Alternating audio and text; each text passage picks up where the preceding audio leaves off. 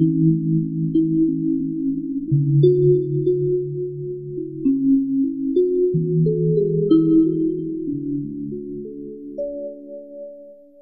Tripathi obtained his MSc Engineering in Computer Engineering from the Institute of Computer Systems, ONPU, Ukraine, PhD in Computer Engineering from the Institute of Technology, BHU, and is involved in teaching and research at IT BHU for last 25 years.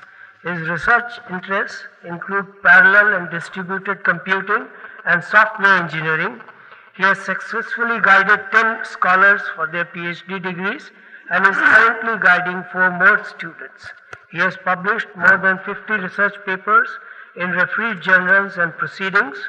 One research monogram of Professor Tripathi has been published by Springer USA in 2009. He has authored 2 book chapters in books published from John Wiley USA and Springer USA.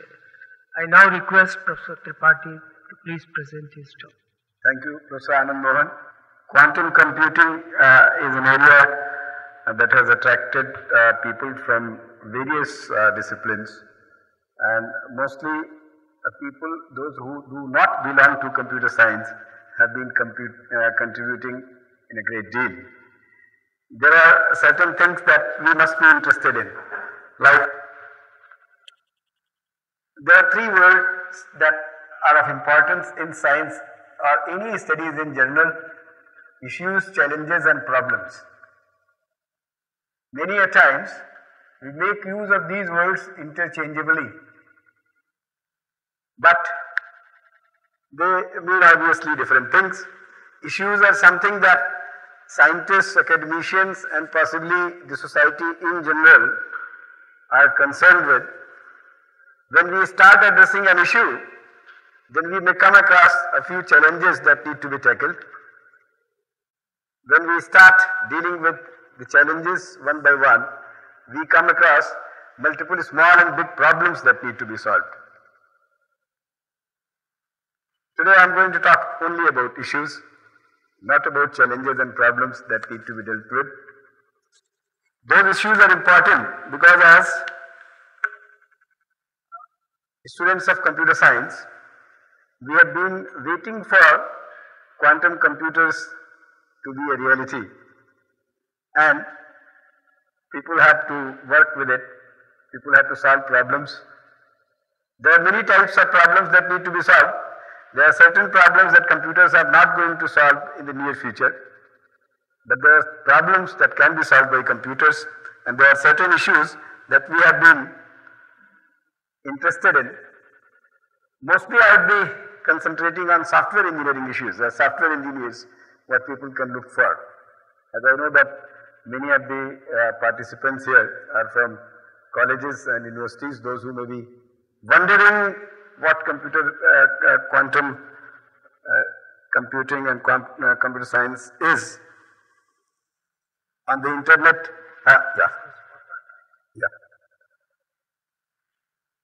if you just look at the types of problems that we solve today with computers, many times you will find that you are comfortable. Why do you require another type of machine? But one point that makes us understand how quantum computing is going to change the scenario is that for doubling the power of a conventional classical machine, we require to double the register length. But by just adding 1 bit in a quantum computing machine, the power will be doubled. So the type of computing power that will be available once the quantum computing machines are around is phenomenal, and that is why everybody is interested in knowing what is the type of issues that are involved, still where computer scientists and software scientists, or more to say computer engineering people, must pitch in and try to look at those problems and solutions. So the 4 grand challenge is that when John Clark and Susan Stepney wrote this, then they were thinking that by 2020, quantum computer science and quantum software engineering would be as advanced as today the classical ones are. But possibly now it is not going to happen. So every time when people wrote about quantum computers and quantum computer science, they said 20 years more and it will be there. So we can add 20 more years to what we are today, 2010, and we can talk about 2030. So there are, immediately you can notice that there are two types of people. One is the camp of people, those who believe that quantum machines would be there, quantum computing machines would be there and they would be solving problems. And then the sizable chunk of people, number of people, those who do not believe in this. But obviously the number is growing day by day, and countries and academic institutions are getting interested in quantum computer science because it adds to your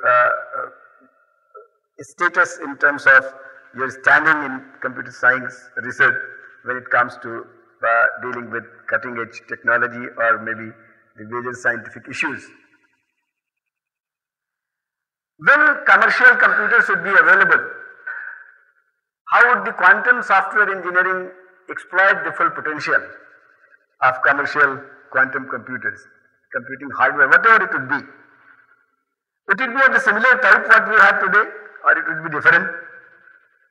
Most of the researchers today are producing machines that are good for doing maybe some types of operations that computers can perform today, making use of the gates known as quantum gates. Can we have such a discipline as quantum software engineering, and would it be different, and how it would be different? What are the present day machines? If you look at the method we program computers, what do we do? Anybody who has written program in his or her life would recall that writing the first program was not that easy because it was very difficult to find out what is the first thing that should be written. What should be the first statement? And the solution was also simple because somebody made you understand that it is very easy to write the first statement because the set of first statements would be the one that will have the statements that would be consuming only the input operands. And then thereafter, whatever is the result that is being produced by the first statement set, you can have the set of second statements that will be consuming either an input or the intermediate result generated by the set of first statements. So on forth.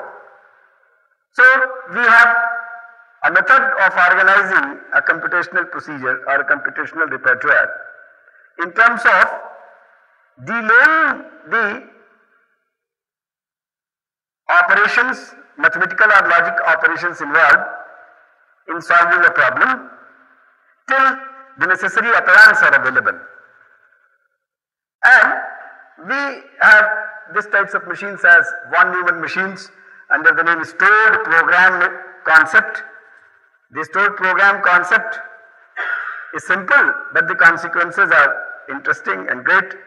The program and data both are stored in the same memory.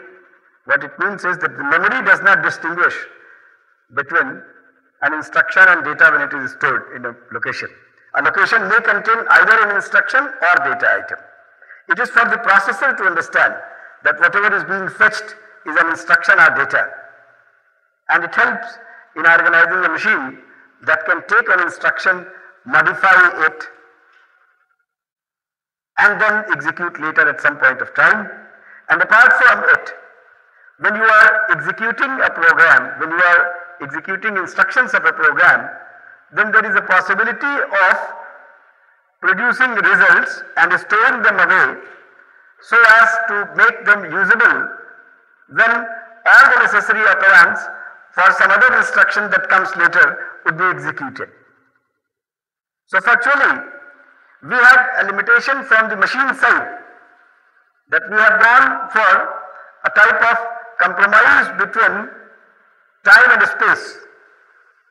We wanted to use the tiny hardware, the arithmetic logic unit, in successive iterations so as to synthesize a higher level mathematical operation by executing smaller arithmetic and logic operations. Theoretically, you can do it by putting a hardware that can do the job quickly, and that is why every time when you have a system, you can say that it is hardware plus software. When it is hardware, then it is factually you are expanding in a space, and when you are saying software, what it means is that you are going to expand in time. So when you have a tiny hardware, what software means is that you are going to iteratively multiple times you are going to make use of the same hardware to synthesize some computational procedure for which you have written a procedure, and that procedure is available within the system. Is it possible to have a machine which has no software, only hardware? Theoretically, yes, because software is also logic and hardware is also logic. So if you convert the total software into hardware logic, it may be possible. But obviously, people are normally not interested in implementing a computing machinery as a total hardware, because if the probability of failure of one piece of hardware is something, then probability of failure of a big deal of hardware elements is very high and the reliability goes down. So there is a possibility of making a machine which can have more of software and less of hardware. Similarly, whether it is possible to have a machine that can have no hardware, only software, obviously you can talk about people like Shakuntala Devi, etc., who can do many computations without making use of a machine. So the possibilities do exist. That is, these are the issues that we would be talking about, that how these computations can be carried out very fast on a model that is not the model that we are making use of today. Such machines essentially have memory associated with the compute engines. The computational repertoire is divided into computational steps, and the intermediate results produced by the computational steps are stored in memory elements for use as input operands by the later steps. So it delays. Actually, it is not the requirement of the computation all the time. Many times there are many computational steps that can be performed in parallel, but we are delaying them. Even in the machines that have got multiple contexts running on the same chip, like multi-core CPUs or multi-context CPUs, even in those machines also, we have the same thread of computation, sequential computation carried out there also. As one can notice, the use of memory introduces delay and the total solution process exhibits a sequential nature. This quite fits with the nature of arithmetic logic units of machines that are repetitively used for synthesizing result of a computational step, as we have seen earlier. The very first computational steps may require only the input operands. The very nature of such machines demands that the small computational steps be performed and inputs along with the intermediate results be stored in memory for use and reuse at various points in time, and hence one requires a program, one required to decompose the decomposition of the solution to a computational problem into computational steps and define an order of their execution with appropriate steps of storage and retrieval of the intermediate results, all in a procedural form known under the name programming. And that is what we mean by programming a solution to the problem. So, if we look at such an organization, sequential nature of computing, it should not be difficult to notice that there is a possibility of exploiting the inherent parallelism in any computational procedure. There would be multiple possibilities, they can be exploited. The Turing machine model that we have, the sequential model, is good enough. We have been using it. There have been many architectural advancements also for exploiting these types of parallelisms that may be there, like issuing multiple instructions together. The very long instruction word computers have been there, the superscalar architectures, etc. also came. One is forced to think to be done in sequential way, even when it is possible to exploit the inherent parallelism present in the computational procedure. The collection of registers, the memory and instruction sequences, etc. all help in achieving this. What would be a model that can exploit the inherent parallelism available in a procedure? Would such a model have memory? we have always been thinking that memory is a good thing. I mean, if you have a machine that has got a good deal of memory, it is a good machine. Just because the machines, they have to delay their operations to be performed, and the instructions that are waiting for the processor to operate on the data, those data are to be stored in the memory. The requirement of memory has been an important characteristic of a great machine. The data flow computing model has a different understanding of the execution of the computational repertoire. What is that understanding? I am just trying to juxtapose these two models to understand that there can be various ways of looking at the computations, the computability, and the corresponding computation models. In the case of data flow computation, we talk about availability of infinitely many processing elements. Just try to juxtapose it with the stored program concept model or the von Neumann model, in which we talk about one arithmetic logic unit, the tiny arithmetic logic unit. We are talking about infinitely many processing elements, as many we may want. So for any procedure to be executed, all the computational steps that are involved in the procedure, we have the liberty of assigning a computational step to an individual processing element. What is going to be the benefit of it? The benefit is, like, let us look at the first statement, the set of the first statements that can be written in a program. Now all those statements that are going to consume only the input operands, they can be assigned to some processing elements, and when they would produce the output, the intermediate result, those intermediate results can be routed to those processing elements that are designated to consume those intermediate results, maybe along with the input operands that are going to be available for the purpose. This type of organization of a computation would not require memory. We are not talking about huge data to be processed. We are talking about the data produced during the execution of a computational procedure. That is the idea of the data flow computing model, a model that operates on a principle that warrants no use of memory for either storing the computational steps or the intermediate results. Unlike the sequential von Neumann computing model, it assumes availability of infinitely many computing elements. One computing element is assigned the role of performing one computational step with its operands coming either directly as input of the problem or as output intermediate result of another computing element of the arrangement.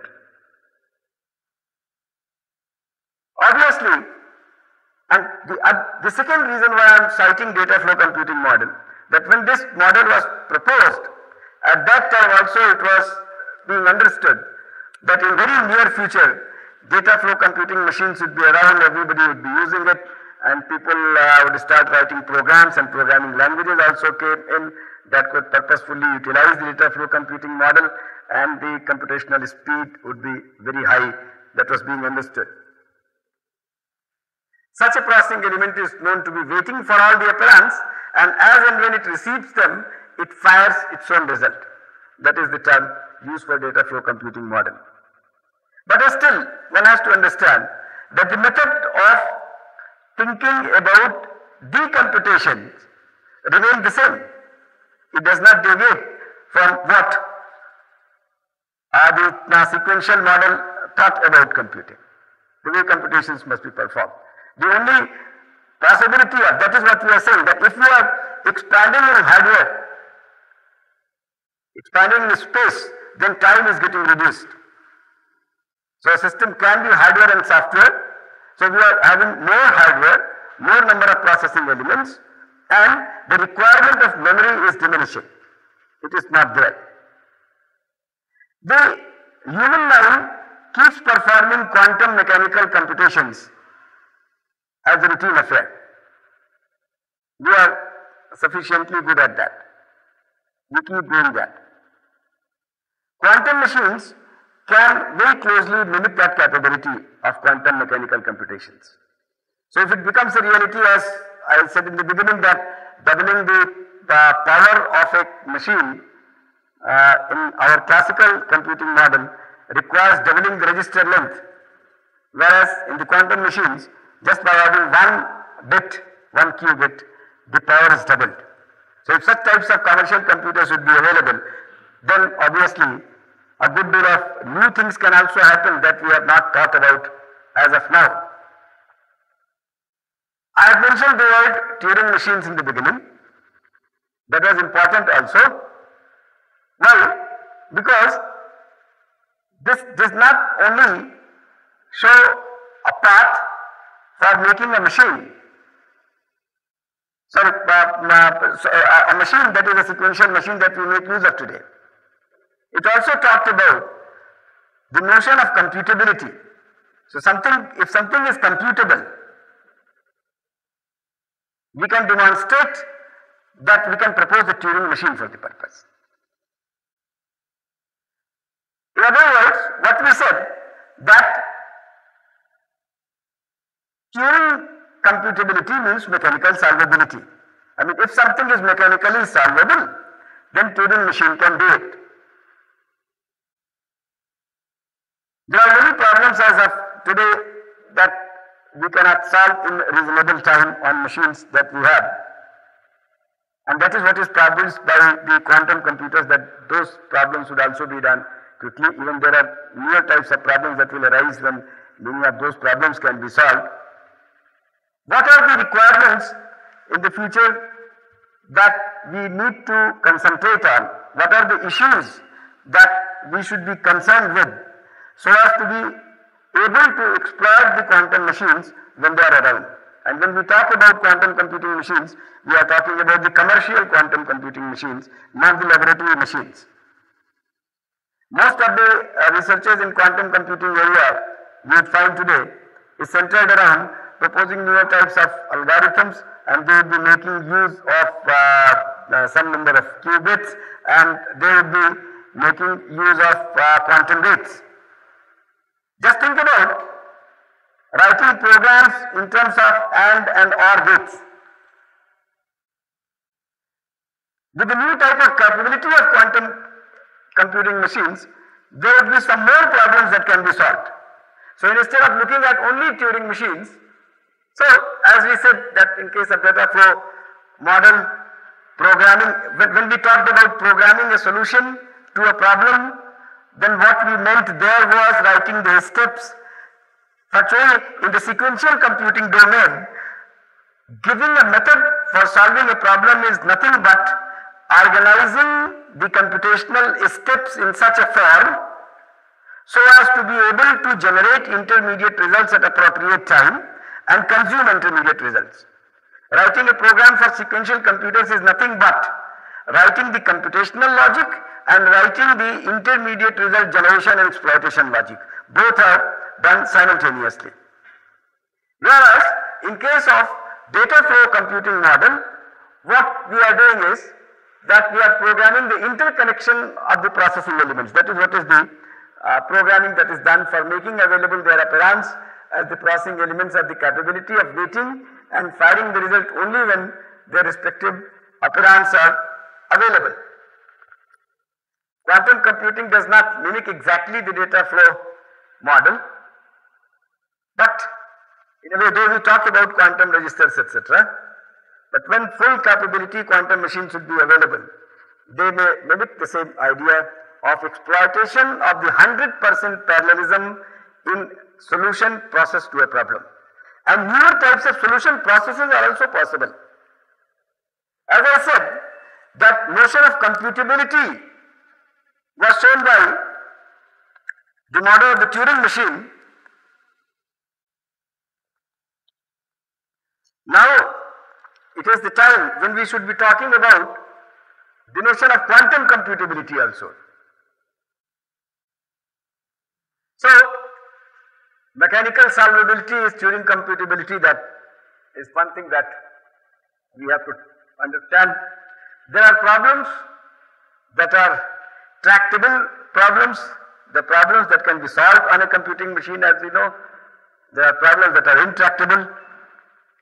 As computer science students, we are aware about problems that can be solved in polynomial time on the machines that we know, that we make use of today. There are certain problems that cannot be solved in polynomial time on the machines that we have today, but those problems can be solved in polynomial time on machines that are of non-deterministic model. And that is what is the class of NP. And there also we have got two classes of problems, NP hard and NP complete. We call that there is a set of problems, and if you can show that any one of them can be solved in polynomial time, then all other problems can also be solved in polynomial time. That is the class of NP complete problems. What it means is that they are computationally related. And then finally, if you go to books of theory of computation or in the algorithm science, also science of algorithms, that is algorithmics, you will find that all those problems can be demonstrated to be amenable to solution if there is one problem that is known as satisfiability problem, CNF satisfiability problem, if that can be solved in polynomial time. Quantum machines can have the capability of giving algorithms for faster solutions of these problems also. All the optimization problems can be converted into decision problems, and that can be shown. So those who are interested in knowing about the tough problems and how difficult they are, those who do not come from computer science domains can look at these things, the optimization problems, the big search space problems. And thus the notion of computability is stopped here. There could be certain problems that as of today are not tractable on the machines that we have. General purpose quantum computational models potentially can be realized in quantum computers, so that is what I was trying to talk about. Today, if we have to think about the solutions to the problems when we come to know about the news items that appear in newspapers about the quantum computing machines or in scientific journals, etc., they are normally in terms of quantum gates for computer programs. I mean, just imagine if we have to write all our programs that we are writing today in terms of NAND and OR gates. That is the state of affairs with this new type of computational model. Obviously very important one. Until unless you do this much, you cannot go beyond and can have later things. The issue that I am talking about, is there a possibility of have we reached the status when we can start talking about the languages that are of the type, not exactly the type, of the capability that we make use of high level languages today, the tools that we make use of for devising algorithms, the strategies that we talk about as we study algorithm design, etc., in terms of classical computing models. Has the time come to think about them, or we will have to still to wait for some more time to come to that level to be able to deal with these types of issues that were dealt with long back when the classical computing was being discussed. It is just like describing classical machine programs in terms of AND OR gates. So, what I think that now the time has come when we should think about new paradigm for understanding and describing quantum computations and programs that should be written for quantum machines. The classical software engineering needs to be redone, reworked, and possibly extended into the quantum domain when such a possibility would be there. Possibly, regarding the computability and the machine model also, if somebody puts in, this is the issue that is important issue, can somebody think in terms of quantum Turing machine, the Turing machine that we have talked about, would there be a quantum Turing machine sort of thing?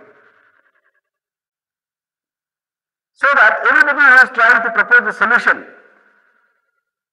that needs to be later implemented in terms of quantum program could be shown to be workable by a quantum Turing machine. Similarly, the notions of algorithmic complexity, quantum algorithmic complexity in terms of time, space, parallel universe space, and any other such parameters of interest. Instead of talking about simply in terms of unitary matrices.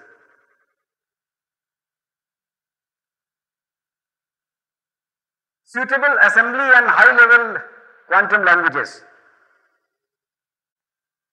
This was the problem that was faced long back in the early 70s or mid 70s.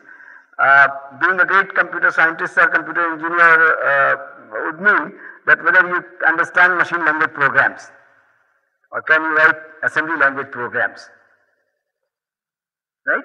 Because that was the time when people used to show that you can write a program and work out the solution to a problem.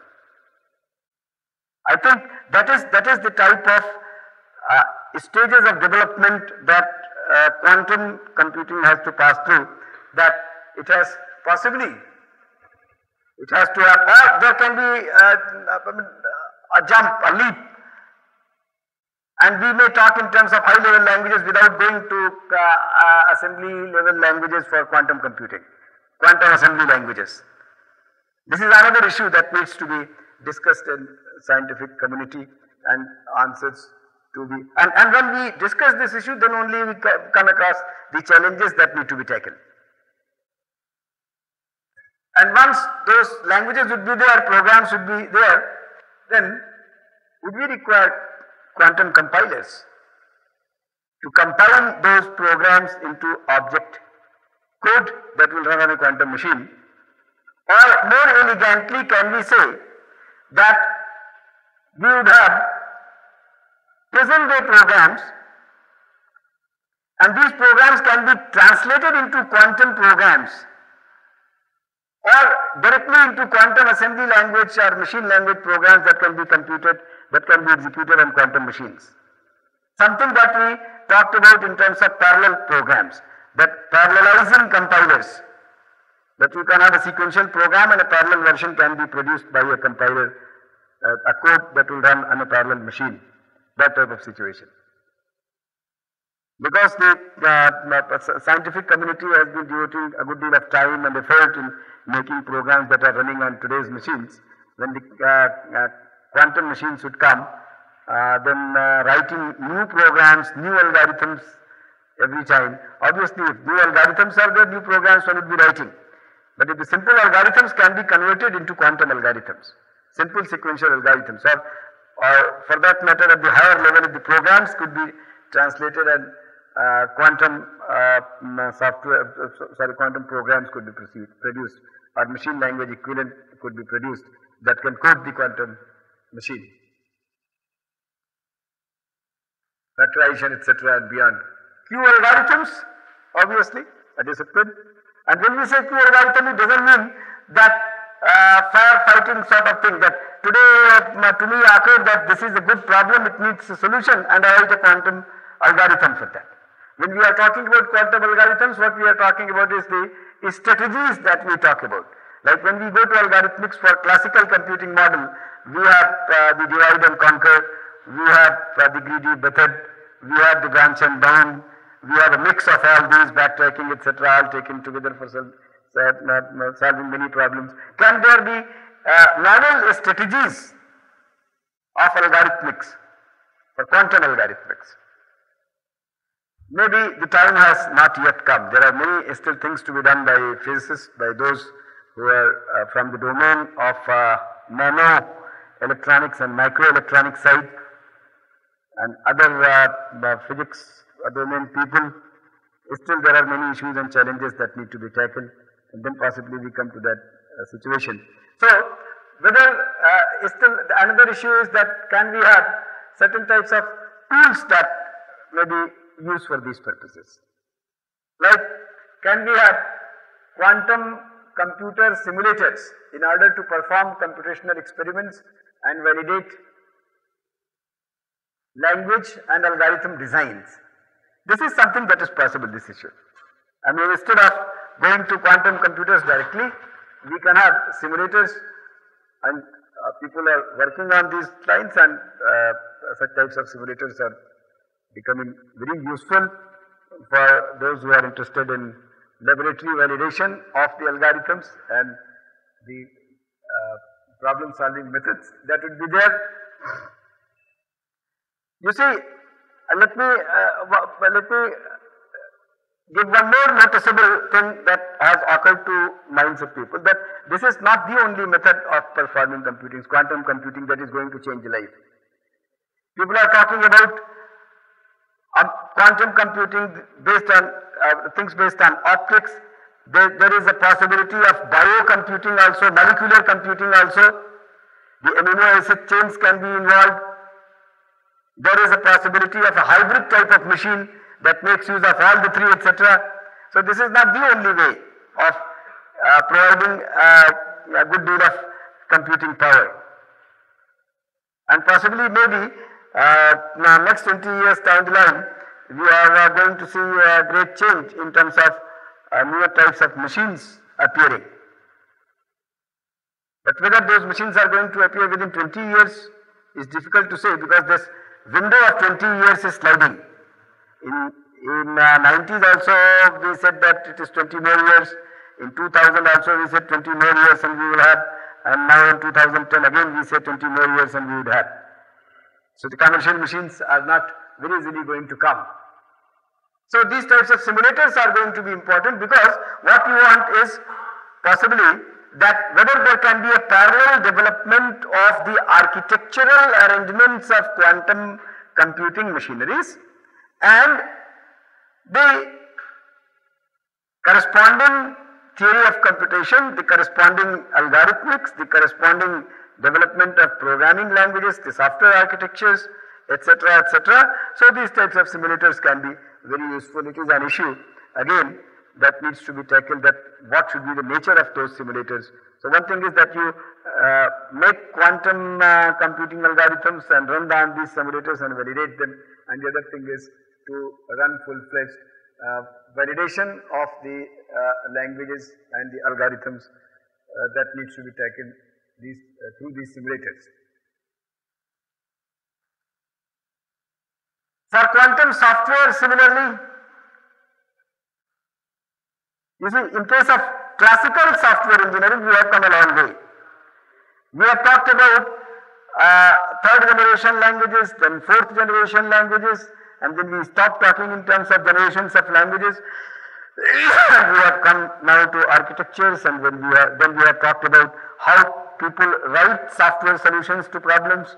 We have tried to capture the best practices in solving problems and writing software for them in terms of design patterns, architectural patterns, etc., frameworks, so on and forth. Whether those types of things are possible for quantum software also is another issue. That whether we need to discover, and would we be able to discover higher level structuring techniques and architectures for quantum software. Again, we have to juxtapose the two situations, that writing computational procedures in terms of quantum gates, like writing computational procedures in terms of AND and OR gates is one thing, and devising solutions at the software level when you have high level languages and you have various types of structures that can be created over the capability, or rather harnessing or making use of the capabilities of the high level languages and the paradigms of solving problems. And once we will have such types of quantum languages, good quantum languages, some efforts are already there, debugging and testing techniques for them, quantum languages. Cynics would say that this type of thinking is not right, because it is a sequential computing driven thinking of ours. Or the way we have been solving problems, we want to do things in quantum domain also in the similar fashion. So the question is not that whether we are going to have the same name, debugging, these types of testing techniques for quantum languages. Maybe the quantum computing can have the capability of inbuilt tests, because once you will have enormous computing power, then built-in test is something that can be integrated in the algorithm of the computation itself. The testing can be part, it may not be an afterthought. There is another possibility, that is very great possibility in quantum computing that we have lacked. Though in limited sense people have tried to accommodate it in the classical computing, but just because of the availability of the enormous computing power, when the commercial quantum computer should be available, then this type of the automatic debugging testing techniques for quantum languages could be there. There could be visualizing Q quantum algorithm execution could be there. You see, the equation that I have written there, system is equal to hardware plus software, is very interesting, because some way we have been talking about the computation models till now, the way we perform computations. Either the human mind can do it, as of now, as we understand today. What this system is equal to hardware plus software, if you write in Sanskrit, it will become tantra is equal to yantra plus mantra. So, can somebody operate only at the level of mantra? I mean, it is similar to something that our CEOs used to do, that they would just rotate their hand in the air and an apple would come. So there you don't have any hardware, with only the mantra you are able to make something. Similar type of situation can you have such types of machines that are not going to make use of much of hardware, such simple hardware, whether the biological or molecular computing would be giving that. So if that type of computing would be possible, then possibly not much of these debugging techniques and software architectures that we are talking today would be required. But still, if there are going to be computational procedures of the type that human mind can think about, that human mind can devise, then obviously these types of structuring techniques, architectures, software architectures, etc. will be talked about. And that is what we have been, that is what scientists have been trying today, that they are trying to propose quantum algorithms in the same way, like we are talking about the storage in quantum sense also, for the same purpose. There are certain newer possibilities also that may be there, that we did not have possibility for. Like when we make use of classical machines, classical computing systems, classical computing devices, we talk about pseudo-random numbers. When the periodicity is big, we have a good deal of randomness available that can be exploited for many purposes. But quantum computers can produce true random numbers. We have been able to devise algorithms that are probabilistic algorithms or randomized algorithms that we consider. They make use of the pseudo-random numbers, and there are newer types of possibilities of computing. That is why I said that instead of looking at only Turing capability, there is a possibility of looking at quantum Turing computability. Because there are many newer things possible that were earlier not possible. That there is a possibility of going for, rather getting the true genuine random numbers. So what are the newer types of computations that can be performed that were not possible earlier? So we have to think about the new power and new difficulties that might emerge as a result of genuine randomness. Difficulties may also be there. That is another issue that needs to be dealt with mathematicians and rather computer scientists who deal with the mathematical domain of computing. Quantum entanglement. Quantum entanglement of one qubit, that is what we have been fascinated with, or 2 bits. We have not talked about quantum entanglement of a qubit, or have. That is another interesting thing. This also offers new possibilities.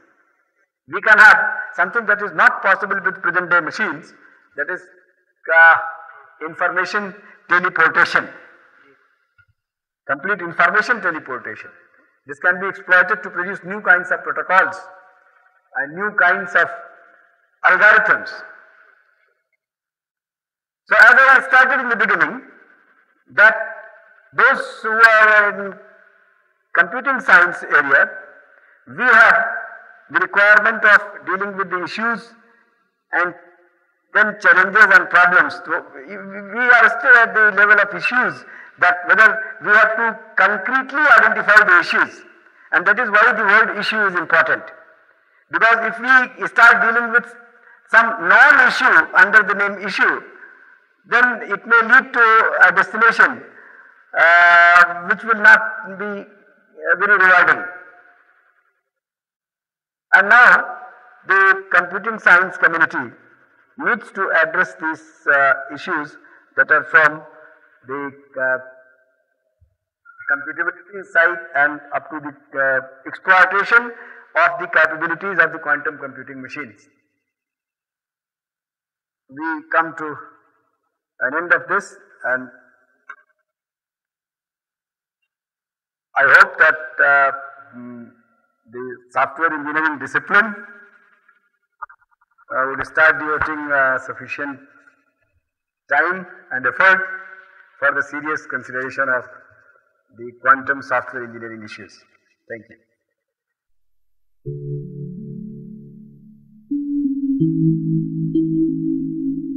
you.